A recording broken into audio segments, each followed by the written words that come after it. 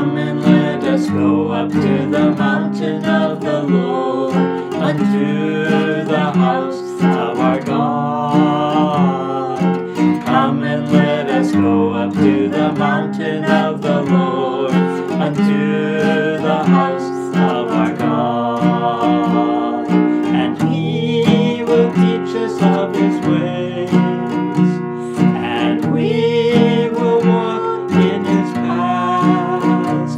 For the law shall go forth from Zion, and the word of the Lord from Jerusalem.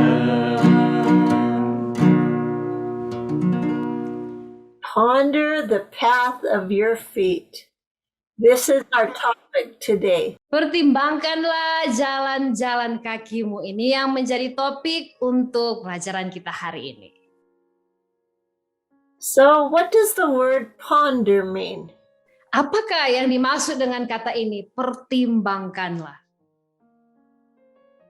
It means to think about. Yang maksud dengan pertimbangkanlah adalah pikirkanlah.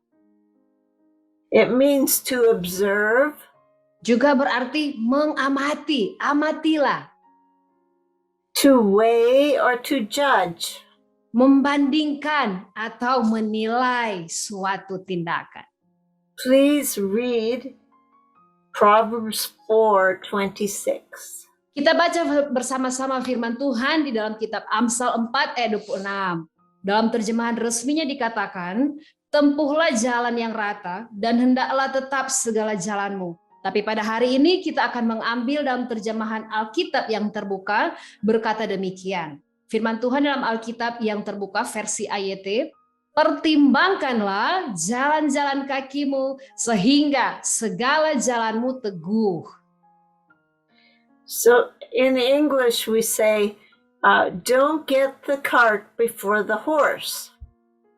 Kalau dalam bahasa Inggrisnya, jangan mengambil keretanya sebelum kudanya dulu. So, in this verse, we can think of the first part of the verse being the horse and the second part of it being the cart. Nah, jadi dalam bagian Alkitab ini, kalimat yang pertama itu kita pertimbangkan itu, kita anggap itu sebagai kudanya, dan kalimat yang terakhir sebagai keretanya, ya. Sometimes we want to have our ways established without going through the work of thinking it through. Terkadang kita ingin supaya pekerjaan kita atau jalan-jalan kita teguh tetap tanpa memikirkan bagaimana mengerjakannya sebelumnya. So there is effort and there is work that we must put into establishing our path. Nah, jadi di situ ada usaha, ada upaya, dan ada kerja keras yang harus kita lakukan agar supaya jalan kita menjadi teguh. In the Hebrew, the word path here means a track. Oke, di dalam bahasa Ibrani ya, kata jalan ini artinya trek ya, atau jalur, jalan kecil. So, have you ever run on a track and field? Pernahkah Bapak Ibu berlari di jalur dan lintasan ya? Jadi ada jalur, ada lintasan. Pernahkah Bapak Ibu berlari di jalur? Have you ever run in a race on a track? Pernahkah Bapak Ibu berlomba lari ya, lari lintasan? Well, before you can run that race, you need to learn about the track. Nah, Bapak Ibu, sebelum Bapak Ibu menempuh perlombaan lari ini, Bapak Ibu harus mempelajari dulu lintasan yang akan Bapak Ibu tempuh untuk berlomba lari ini ya. You must run it many times. Bapak Ibu harus berlatih, berlari-lari banyak kali, ulang-ulang kali. You must observe where you're running. Bapak Ibu harus bisa mengamati kemana Bapak Ibu akan berlari. You must find the right track for you. Bapak Ibu harus mendapatkan lintasan yang betul-betul cocok dengan Bapak Ibu. So you can win that race. Supaya Bapak Ibu bisa memenangi pertandingan atau perlombaan lari itu. And that is the same way in the Spirit. We have to think about the things that we are doing in our life if we want our ways to be established. Nah, sama hanya juga dengan rohani kita. Kita harus betul-betul memikirkan, mempertimbangkan dengan sebaik-baiknya agar supaya jalan yang kita tempuh itu teguh. And you know, God ponders our ways. So let us read that scripture in Proverbs 5:21. Nah, Bapak Ibu, Tuhan juga dia menimbang segala langkah-langkah kita ya. Pertimbangkanlah, Tuhan mau menimbang segala langkah-langkah kita. Kita baca di dalam firman Tuhan, Amsal 5 ayat yang ke-21. Firman Tuhan berkata demikian. Karena segala jalan orang terbuka di mata Tuhan dan segala langkah orang diawasinya. Dan di dalam versi ayat di situ dikatakan, sebab jalan-jalan manusia ada di hadapan mata Tuhan dan Dia Tuhan menimbang segala langkahnya. So sometimes you might think that nobody observes your life. Bapak Ibu, terkadang kita berpikir, tidak ada orang yang mengamati kehidupan saya. But I want you to know that the Lord is there and He is watching. Tetapi saya mau kasih tahu kepada Bapak Ibu, sesungguhnya Tuhan ada di sana dan Tuhan mengamati, mengawasi kehidupan kita. He's thinking about what each one of us are doing and why we're doing it. Nah, Tuhan memikirkan ya apa yang kita lakukan, masing-masing kita, apa yang kita lakukan dan mengapa kita melakukan hal tersebut. And He's so concerned that He watches over us and literally weighs our actions. Dan Tuhan Yesus begitu peduli mengawasi kita dan betul-betul Dia menimbang segala tindakan kita. So great is this love of our Heavenly Father. Betapa besarnya kasih Tuhan kita, kasih Bapa kita kepada kita. He watches over every step we take. Saking besarnya kuasa Tuhan itu, kasih Tuhan kepada kita, maka langkah demi langkah, setiap langkah kita itu Tuhan mengawasinya. He watches over every action we take. Dan Tuhan itu mengawasi setiap tindakan yang kita lakukan. He wants us to make the solid, right choices. Tuhan ingin supaya kita mengambil keputusan yang tepat, yang benar. He wants our ways to be established. Dan Tuhan ingin agar supaya jalan-jalan kita itu teguh. In the days of King Asa of Judah, di masa Raja Asa, ya, dia Raja Yehuda, we find in 2 Chronicles 16, 7-9, a story about King Asa. Nah, di dalam kitab 2 Tawarik pasal 16 ayat 7-9 kita mendapati kisah tentang Raja Asa ini. In one case, Asa relied on the Lord. Suatu ketika itu Raja Asa betul-betul dia bersandar sepenuhnya kepada Tuhan. And he had success. Dan dia sukses. And then he had another situation where he did not rely on the Lord. He relied on another king. And he had failure. Di sisi yang lain, Raja Asa tidak bergantung kepada Tuhan. Dia justru bergantung kepada raja yang lain, ya. Akhirnya dia mengalami kegagalan. So I'm going to ask my sister to read those 3 verses, please. 2 Tawarik 16 ayat 7-9 saya bacakan buat Bapak Ibu Saudara sekalian. Firman Tuhan berkata demikian dalam ayat yang ke-7. Pada waktu itu datanglah Hanani pelihat itu kepada Asa Raja Yehuda. Katanya kepadanya, karena engkau bersandar kepada Raja Aram dan tidak bersandar kepada Tuhan Allahmu. Oleh karena itu terluputlah tentara Raja Aram dari tanganmu.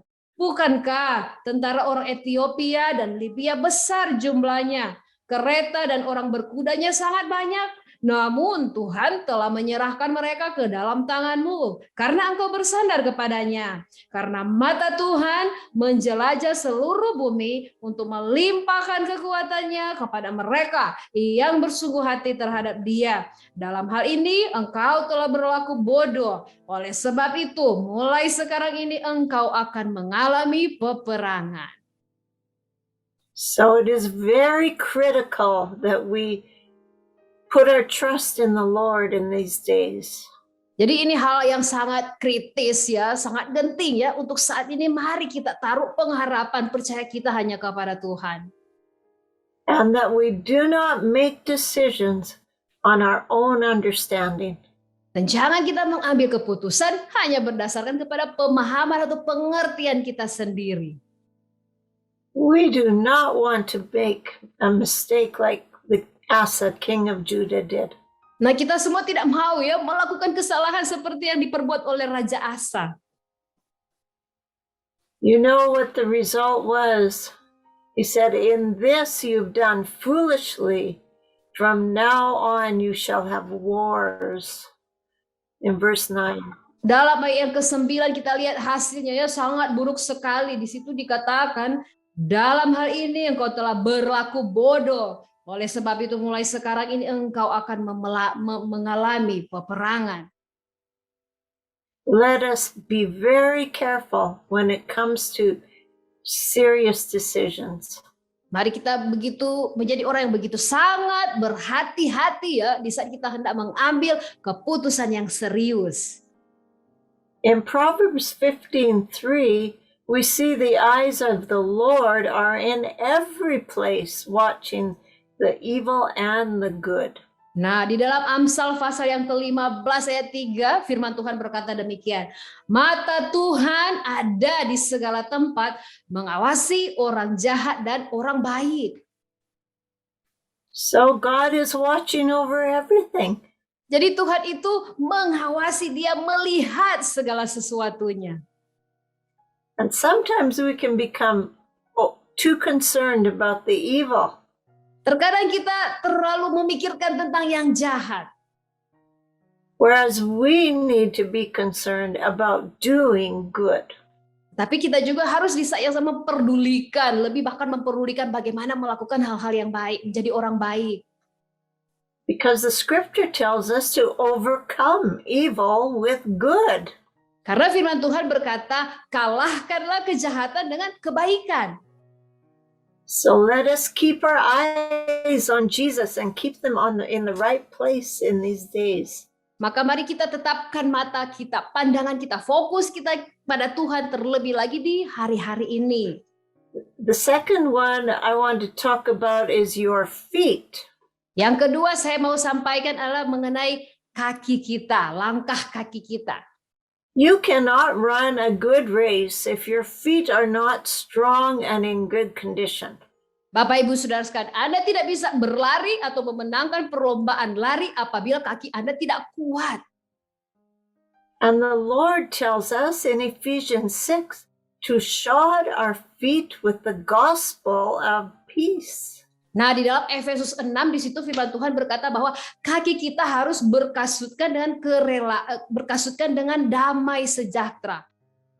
So as Christians, we need to carry the gospel on our feet wherever we go. Kaki kita berkasutkan kerelaan untuk memberitakan Injil damai sejahtera. Jadi kemanapun kita pergi, kita harus siap untuk memberitakan Injil. We need to be careful what we do. Kita harus berhati-hati dalam apa yang kita lakukan. And as we are careful, we are pondering, we're thinking what we did, where we are right now, and what we are going to do. Dan di saat kita berhati-hati ya dengan langkah kaki kita, di saat itu kita juga akan mempertimbangkan ya kemana kita akan pergi dan apa yang akan kita lakukan nantinya. Amen. Amen. Now, the reason God made man was because he wanted to have someone to worship him because he loved him. Mengapa Tuhan menciptakan manusia? Agar supaya ada yang menyembah Dia, ada yang mengasihi Dia, mengasihi Tuhan, menyembah Tuhan. So God gave man the privilege of free will, our own choice. Kepada manusia diberikanlah, dianugerahkanlah keistimewaan dari Tuhan. Apakah anugerah itu? Itu kehendak bebas kita. Untuk memilih, kita diberi kehendak bebas. So we read in Deuteronomy 30:11 through 16, God gave commands to Israel. Nah, di sini kita akan baca di dalam Ulangan pasal 30 ayat 11 sampai 16 di mana Tuhan memberikan perintah kepada umatnya. Baik, saya akan bacakan Ulangan pasal 30 ayat 11 sampai 16. Firman Tuhan berkata demikian.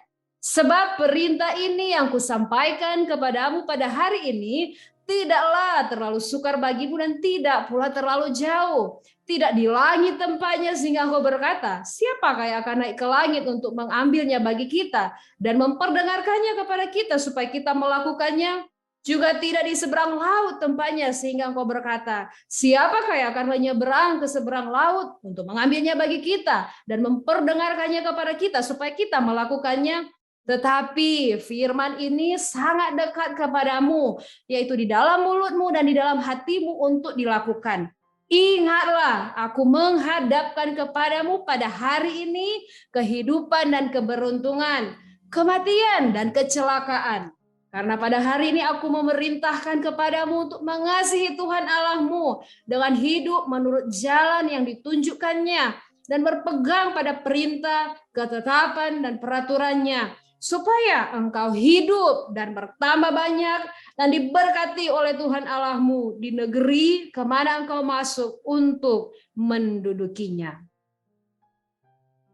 This is a very important passage of Scripture.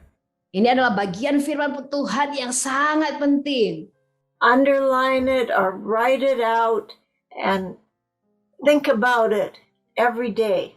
Garis bawahi atau tulis kembali firman Tuhan ini dan pikirkan Bapak Ibu, renungkan firman Tuhan ini setiap hari. This is your recipe to success. Ini resep kesuksesan Anda Bapak Ibu. Don't think it's too hard to succeed. Jangan terlalu berpikir yang berat-berat atau yang susah-susah. Bagaimana ya untuk sukses? No, turn to Jesus, turn to these words and you will have success. And you will live. Datanglah kepada Tuhan, datanglah kepada firman-Nya, maka Anda akan sukses, berhasil Bapak Ibu Saudara sekalian. The key scripture is 14. The word is very near you, in your mouth and in your heart. Kata kuncinya ada di dalam pasal yang ke-14 ya. Firman itu sangat dekat kepadamu, yaitu di dalam mulutmu dan di dalam hatimu untuk dilakukan. So make the right choices as you walk on your path. Jadi ambillah keputusan yang benar, yang tepat Bapak Ibu Saudara sekalian di saat Anda menjalani jalan-jalan hidupmu. So let us read Proverbs 4:26 once more. Sekali lagi kita baca firman Tuhan ya, Amsal pasal 4 ayat ke-26 dalam versi Alkitab yang terbuka, versi AYT. Pertimbangkanlah jalan-jalan kakimu sehingga segala jalanmu teguh. And we want to have all our ways established, don't we? Bukankah kita ingin supaya segala jalan-jalan kita itu teguh adanya? So we have to keep our heart pure. Maka untuk itu kita harus tetap jaga supaya hati kita tetap murni. We have to keep our mouth from deceit. Kita harus jaga mulut kita supaya tidak melakukan kata-kata yang menipu. And guard what we put our eyes on. Dan kita juga harus menjaga penglihatan kita, mata kita, apa yang kita lihat harus dijaga baik-baik.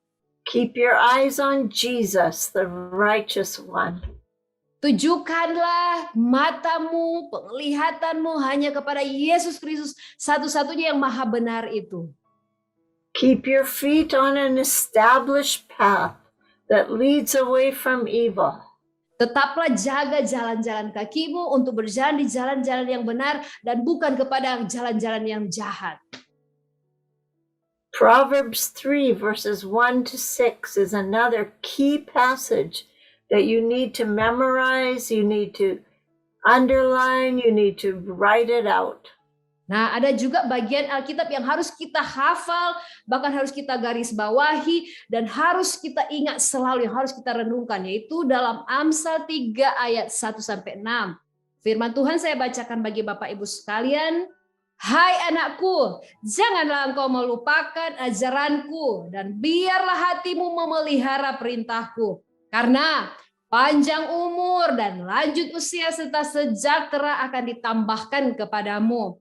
Janganlah kiranya kasih dan setia meninggalkan engkau.